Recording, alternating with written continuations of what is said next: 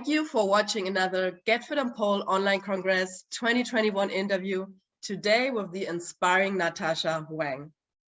Natasha is one of the icons of today's pole dance world. She's a teacher, performer, and competition judge. Two of her major titles are Ultimate Champion of IPC in 2013 and Pole Art Champion at the International Pole Dance Championships in 2018. Starting pole dance at the age of 29 and reaching this level and overall competence and recognition make her the idol she is today. We are super happy and honored to have you. Welcome, Natasha. Thank you. I'm happy to be here. It's so awesome to have you this year. We are curious, what made you start pole dance?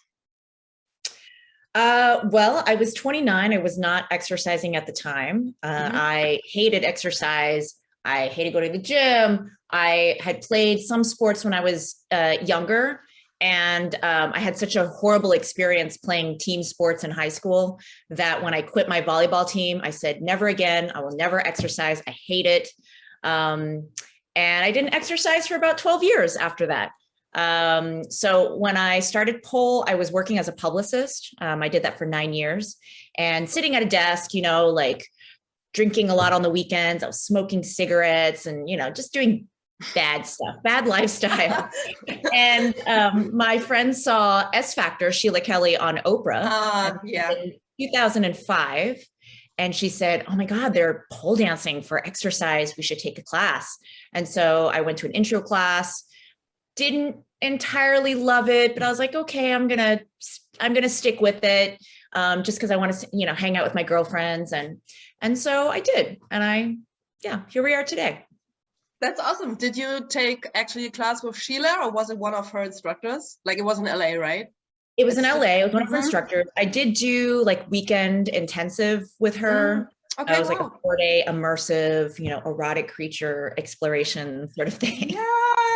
So yeah, I like when I went the first time to LA to do pole dance, like that was my first studio as well. I was like, okay, let me do this. And I only knew just like I had 10 classes, and then I didn't know the more sexual side of things to pole dance. I mean, I was curious, but I didn't, you know, experience it so far.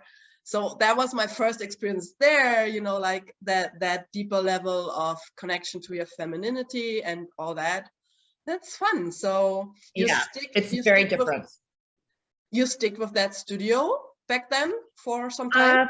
Yep, I was there for 4.5 years. And then I think during that time, pole had evolved. So it had, you know, when I first started, it was very underground. A lot of the women who I took classes with didn't tell their families or their friends that they were taking classes. It was like something that we did for ourselves that was very private. And then as I was at S Factor, I think pole started becoming more popular as a fitness, and other studios started opening, and then B-Spun opened in Los Angeles. And I remember watching one of their YouTube videos and seeing Leanne Riley, the owner, do a butterfly. And I was like, what is this magic that they're doing? This is like circus. So the first class I took, I was like, just like my eyes were like, because we weren't doing those kind of things at S Factor. It's not a, you know, it's not focused on the tricks and the fitness side of pole. So when I saw B-Spun and Leanne, I was like, yes, this is the kind of pole that I want to do. That's awesome. Do you have any movement background? You talked a little bit about what you were doing before, but was there some dancing or something else, like apart from exercising, maybe dance? I spent a summer taking ballet when I was 6, and then a summer in gymnastics when I was 11, but that was it. I was always one of those kids that was like in my backyard doing back walkovers and cartwheels and trying to teach myself things. But no, my parents, you know, I don't know why they never put me in those classes. I think also the one summer I did gymnastics, I think I was just too scared. I at that point I was 11 and I was too old. All the other kids in my gymnastics class were doing it for such a long time, and they were so teeny tiny. But my dad is a martial arts instructor, and growing up, he had a Kung Fu school. So I was always around fitness and movement, but just watching. What motivates you in your pole practice, in your own practice? For me, it's just such an amazing release. You know, there's a certain kind of, you know, I've recently in the past year and a half, 2 years, gotten into meditation. And for me, like pole, when you're in that zone and then you look at your watch and, you know, 2 hours have gone by and you're like, you know, you just get into this weird meditative state when you're in a flow. And so that I love. For me, it's just, it's like meditation. Yeah. You do some other form of meditation? Because I would agree that, in fact, dance, pole, is some sort of meditation. It's just different because like you're moving your body and you're not sitting still and like you have no thoughts, but you're spinning around the pole and then have no thoughts. I mean, when it comes to a level that you already know the tricks and kind of have a feeling for your body. Right. But are you doing some sort of meditation practice as well, apart from pole? Yeah, over the summertime, I did a transcendental meditation program. Mm-hmm. And I was really into it for like about 4 or 5 months, doing it twice a day. And then I've kind of fallen off the wagon. Now I'm doing it every other day. But yeah, I love it. And then I did my yoga teacher training about a year and a half ago. Mm-hmm. And of course, during that month when I was in Bali, the yoga program was a lot of meditation, probably 3 hours of meditation a day. And yeah. Oh, that's awesome. Yeah. If you practice, do you plan your sessions? Like you have a schedule, like that time I do exercises, let's say for handstands, I do those tricks, or is it like, okay, I train and then see what I will do that day? I have 2 virtual jams that I do every week with some friends. And so those are kind of like my training times for myself. I take a handstands class once a week with Samantha Starr, but also virtually. But then all the other times is I'm just preparing for classes. So when I'm putting my classes together for my students, and I think a lot of teachers will probably feel the same way, like through quarantine, that we have this incredible pressure to have to deliver new content in every single class. And so like, I feel like every single class I'm putting together, it's like I'm putting together a workshop, a standalone workshop of brand new tricks and movement. And so a lot of my time is spent just class planning. So, but for me, I find joy in that. So that's the part of teaching that I love, is the creation and the figure out how to deliver the information to my students in a way that makes sense for them. And so for me, it's not even really work. I consider that part of my personal training. So, you know, that's my approach to it. If there's one advice you would love to give a pole student, what would that be? Well, I think because I started at a time when we didn't have YouTube and Instagram. Makes me sound very old, which I kind of am, but you know, when I started, we didn't have Facebook. I don't think we had Facebook. It was only for college students when I started pole in 2005. So we started very slow. We progressed very slow. We made sure we had the fundamentals before we moved on to this, before we moved on to this move. And I feel like now everyone is they feel so much pressure to have to get a deadlift handspring after 3 months of pole dancing, and then they get injured and then they can't pole anymore. They have to take time out and they get frustrated, or they're looking on social media and they're seeing people who are more flexible than they are, who are stronger, and then they get very emotionally down on themselves. So, you know, my one recommendation would just be to enjoy the journey.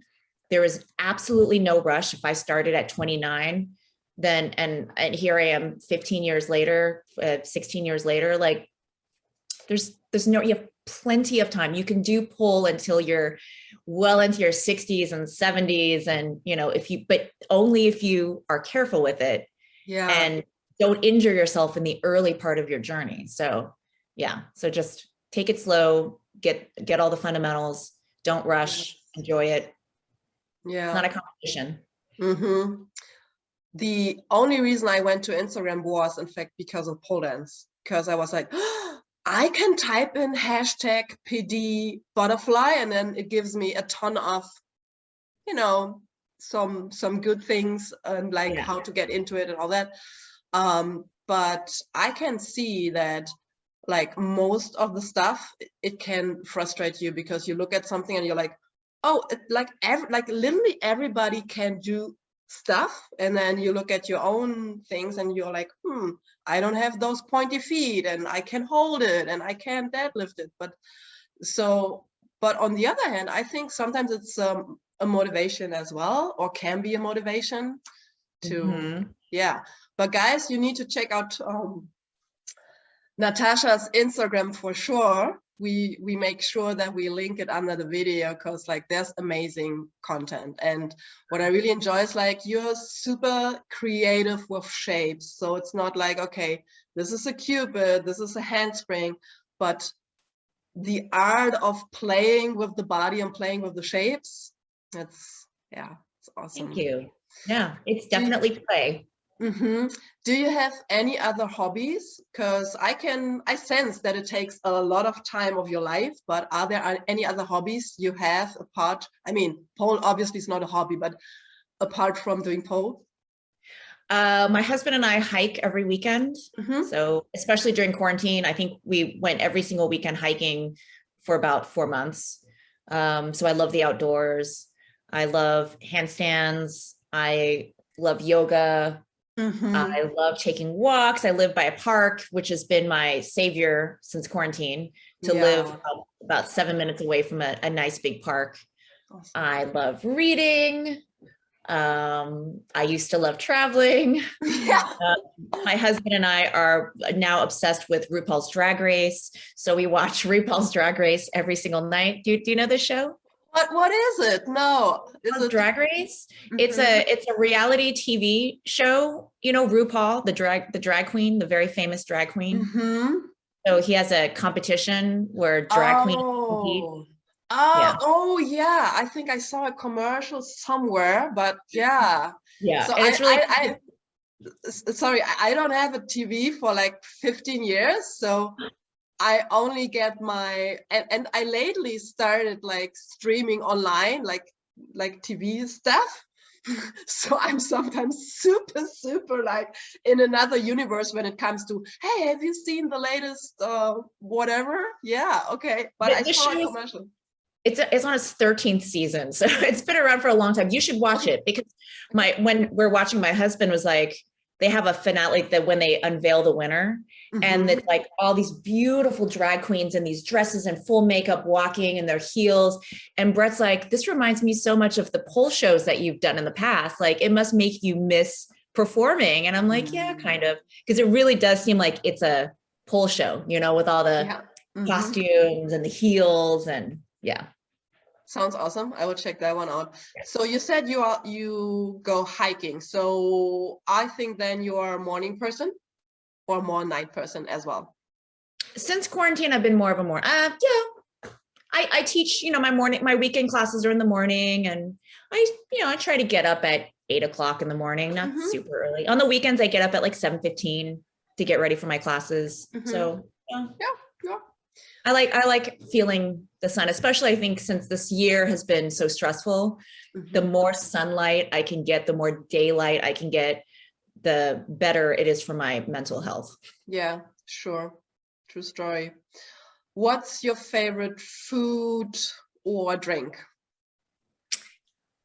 Favorite food? My husband and I have been making a lot of like halloumi. Do you know halloumi? The cheese, cheese, yes. Cheese. That squishy cheese, So we've been eating a lot of like halloumi breakfast sandwiches and halloumi salads.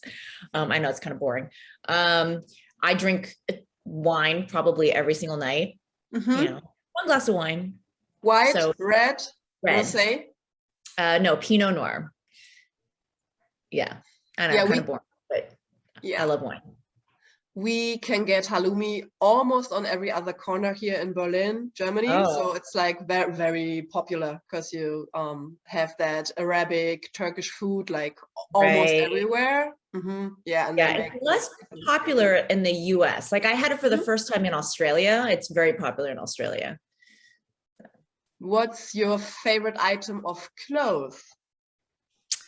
So I brought it with me. It's really wrinkled, but if you're familiar with the brand Mila Krasna, I'm excited. so yeah, this bodysuit is my like absolute favorite thing. I'm obsessed with bodysuits, and it has this like beautiful mesh, and it's so flattering. Yeah, so And it this is looks like, super comfy. it's so comfortable, and when bars have actually started opening up, but I haven't gotten my shot yet, so I don't feel comfortable like going out. But once I go out, I'm like wearing this with like a pencil skirt, and yeah. It's been so long since I've dressed up. I don't even know if I can dress up anymore. Oh, yeah. Yeah, so sometimes for the interviews, I'm like, let me dress up for the interview. Let me just wear heels because, I don't go out. So, yeah. Yeah. How is pole or did pole change you? In which way? Or maybe you say, no, I'm the same person, but what would pole play? What kind of role would pole play? Cats are going crazy. I've changed a lot. Totally changed. Probably the core being has not changed, but pole has given me so much confidence. I think before I found pole, I was doing a lot of creative writing, and poetry was kind of my first passion. And back then I was in some writing groups, and I would go on writing retreats and camps, and that was kind of my hobby. But I think, and I was also, a young woman, woman in her 20s. And I don't think I ever found anything that made me feel empowered. Like poetry, I was, I considered myself a good writer back then, but it didn't give me that sense of strength and, the ability to walk into a room and feel like, yeah, I can command a room. That pole does. So I think being able to do the things that we do on the pole is like having a secret superpower, Yeah. So so pole's just given me so much confidence. And of course, I wasn't exercising. I had a very unhealthy lifestyle, and now, I try to eat clean, I exercise, I get enough rest, I just take care of myself more. Yeah, meditation, yoga, all the good stuff. Guys, you need to check out Natasha's videos and get a bit of the superpower of pole. Apart from the tutorials, or let's just talk about what kind of tutorials are you doing for the GFP Online Congress 2021? So I have a beginner and an intermediate and advanced, right? I feel like I submitted them so long ago. Now I'm trying to remember. Yeah. I think it was like different handstand shapes. Yeah. And then I think what I've been really loving exploring is, you typically think of like a beginner level class as like your basic step around and your spins. So what I love trying to do is trying to find ways to take that basic movement and make it look more interesting. So, creating a different shape that's more is still accessible to people who are just starting out. But people who are more advanced can also do and be like, oh, I never knew that you could do a basic pole sit and make this shape from it. So that's kind of what I tried to do with the tutorials. Yes, so again, very playful, lots of creativity here. So if people want to go further and work with you, how can they reach you? Well, I have a website, and it's just www.natashawang.com. I have a link to book for virtual classes that are on there. I'm also in the process of trying to build an on-demand platform of some sort. I filmed a bunch of content for it. And filming the Get Fit and Pole tutorials actually was like, okay, now I've got a format. I'm going to kind of follow the same format, the tech setup and everything. So that's probably launching at some point in the summer. That sounds really, really interesting. Natasha, thank you so much that you spent with me time for this interview. We make sure to put all your links under this video. And thank you guys for watching. You made it again, and see you very, very soon. Bye.